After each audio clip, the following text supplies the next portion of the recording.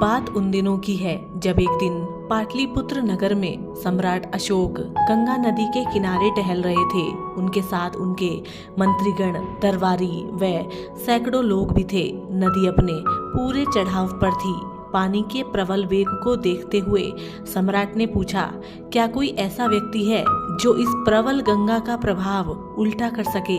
यह सुनकर सभी मौन हो गए। उस जन समूह से कुछ दूरी पर बिंदु नामक बूढ़ी वैश्य खड़ी थी।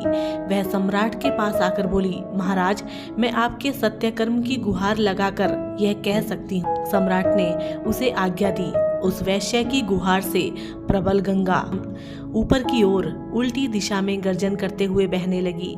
सम्राट अशोक भौचक्के रह गए। उन्होंने वैश्य से पूछा कि उसने यह अद्भुत कार्य कैसे किया। वैश्य बोली, महाराज, सच्चाई की शक्ति से मैंने गंगा को उल्टी तरफ बहा दिया। अविश्वास के साथ राजा ने पूछा, तुम एक साधारण सी वैश्या, तुम तो स्वाभाविक पापी हो।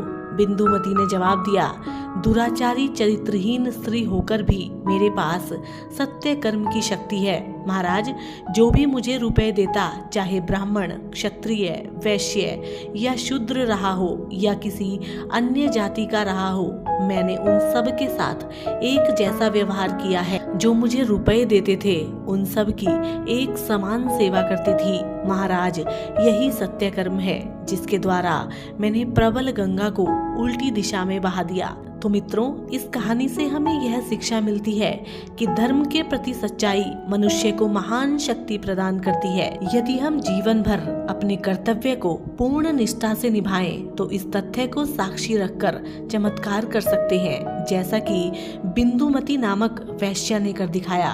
तो साथियों, हम उम्मीद करते हैं आज की ये ज्ञानवर्धक कहानी आपको पसंद आई होगी और इसी तरीके की कहानियों के लिए आप हमारे चैनल से जुड़े रहें। हम आपसे मिलेंगे एक और कहानी के साथ। तब तक के लिए नमस्कार, जय हिंद।